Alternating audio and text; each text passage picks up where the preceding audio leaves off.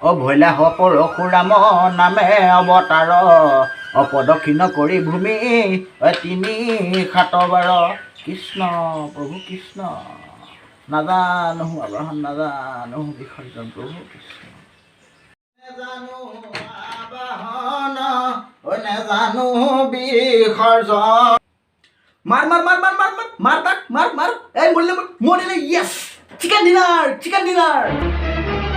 বোলো হৰা পুতেৰাই মান সন্মান খালে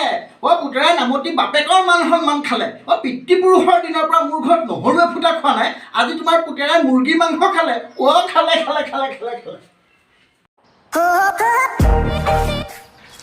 দিনে ৰাতিয়ে সেই বাপেকৰ মূৰটো টিপি মান সন্মান আজি সকলোখিনি খালে আজি ৰসটোক দি আছো মই নামাৰিব মই ভাৰ্চুৱেল চিকেনহে খাইছোঁ অৰিজিনেল চিকেন নহয় ৰ শুন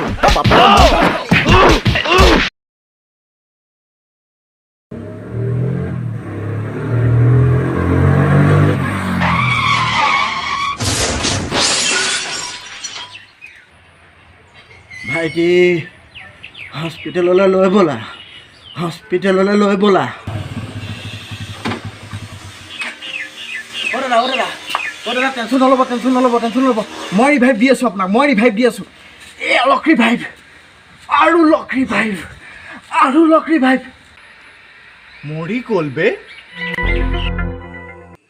নমস্কাৰ বন্ধুসকল দেৱাৰুজ ক্ৰিয়েটিভিটি এটা ফ্ৰেছ ভিডিঅ'লৈ আপোনালোকক স্বাগতম জনাইছোঁ আজি আমি কথা পাতিম চব্জিৰ বিষয়ে কিবা বোলে পাবজিৰ বিষয়ে তো বলক বন্ধুসকল এই পাবজি গেমটোৰ বিষয়ে বিভিন্ন বিষয়সমূহ আজি ফহিয়াই চাওঁ তো বলক বন্ধুসকল পলম নকৰি ভিডিঅ'টো গুলি চুলি মাৰি মেলি জ্বলাই দিওঁ কিবা বোলে চলাই দিওঁ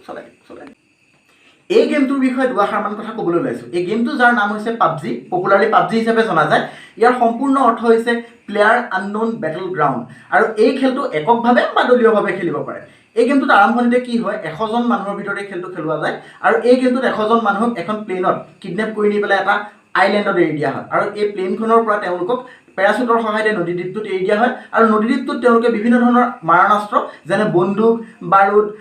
বোমা ইত্যাদি দাদা টেৱাও পায় আচ্ছা টেৱা চেৱা বিভিন্ন ধৰণৰ বস্তু দি পেলাই তেওঁলোকে তাত ছাৰ্ভাইভ কৰিব লাগে আৰু ছাৰ্ভাইভ কৰি যোনজন শেষলৈকে থাকিব পাৰে শেষলৈকে নিজকে বচাই ৰাখিব পাৰে নদীদ্বীপটোত তেওঁ পায় মুৰ্গী মাংসৰ সৈতে নৈশ ভোজন অলপ বেছি অসমীয়া হৈ গ'ল নেকি বাৰু মানে চিকেন ডিনাৰ এই গেমটোৰ লগত সাদৃশ্যতা থকা হলিউডৰ বিভিন্ন চলচ্চিত্ৰও দেখা যায় তাৰে ভিতৰত অন্যতম হৈছে হাংগাৰ গেমছ বেটেল ৰয়েল আদি চলচ্চিত্ৰসমূহৰ পৰা অনুপ্ৰাণিত হৈ এই গেমটো প্ৰস্তুত কৰিছে বুলি ক'ব পাৰি ব্ৰেণ্ডন গ্ৰেন এনে এজন ব্যক্তি এই ব্যক্তিজনে হৈছে এই গেমটোৰ ডিজাইনাৰ অৰ্থাৎ এওঁই ডিজাইনতে এই গেমটো প্ৰস্তুত কৰা হৈছিলে এওঁ আচলতে কোনো গেম ডেভেলপাৰ নাছিলে এওঁ আছিলে এজন ফটোগ্ৰাফাৰ আৰু তেওঁ গ্ৰাফিক্স ডিজাইনিঙৰ কিছু কাম জানিছিল তেওঁ এজন আইৰিছ ব্যক্তি আছিলে তাৰপাছত তেওঁ ব্ৰাজিললৈ যাত্ৰা কৰে ব্ৰাজিলত গৈ পেলাই তেখেতৰ গাৰ্লফ্ৰেণ্ডৰ লগত তেখেতে বিবাহপাশত আবদ্ধ হয় বিবাহপাশত আবদ্ধ হোৱাৰ পাছত তেওঁ ব্ৰাজিলতে 2 বছৰ সময় আছিলে 2 বছৰ সময় তাত থকাৰ পাছত তেওঁলোকৰ মাজত বিবাহ বিচ্ছেদ হৈছিল আৰু বিবাহ বিচ্ছেদ হোৱাৰ পাছত তেওঁ নিজৰ দেশলৈ ঘূৰি আহিছিলে তাৰপাছত তেওঁ নিজৰ অকলশৰীয়া মুহূৰ্ত কটাবৰ বাবে গেমৰ সহায় লৈছিলে বিভিন্ন ডিজিটেল গেমৰ সহায় লৈছিলে তাৰে ভিতৰত অন্যতম গেমসমূহৰ নাম হৈছে কল অফ ডিউটি আছাচিয়ানছ ক্ৰিড তাৰপাছতে আছিলে ডেইজ ইত্যাদি তেওঁ বিভিন্ন ধৰণৰ গেমৰ সহায় লৈছিলে আৰু এই গেমবিলাকৰ ভিতৰত তেওঁ মগ্ন হৈ গৈছিলে তাৰপাছত তেওঁ এটা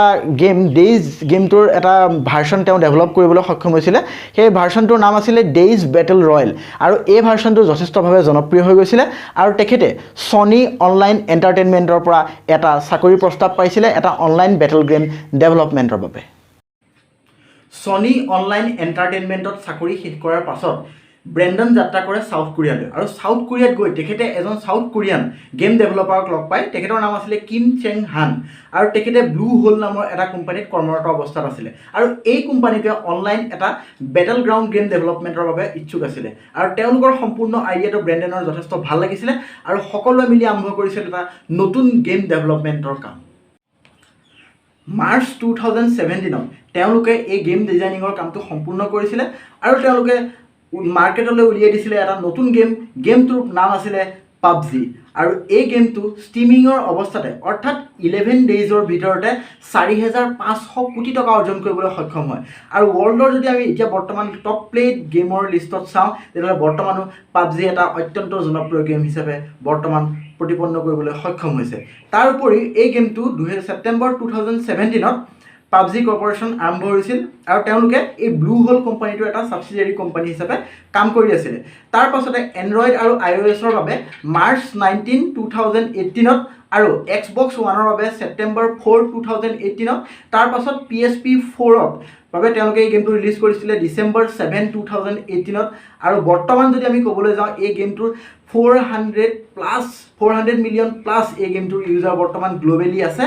আৰু ভাৰতবৰ্ষৰ ক্ষেত্ৰত যদি আমি ক'বলৈ যাওঁ তেতিয়াহ'লে ক'ব লাগিব যে 50 মিলিয়ন প্লাছ এই গেমটোৰ ইউজাৰ আছে। তাৰ পাছত যদি আমি চাইনিজ মাৰ্কেটখনত যদি ক'বলৈ যাওঁ তেতিয়াহ'লে প্ৰত্যেক দিনাই অনলাইন এক্টিভ থকা পাবজি প্লেয়াৰৰ সংখ্যা হৈছে 70 মিলিয়ন প্লাছ। গতিকে ভাবি চাওক কিমান জনপ্ৰিয় এটা গেম।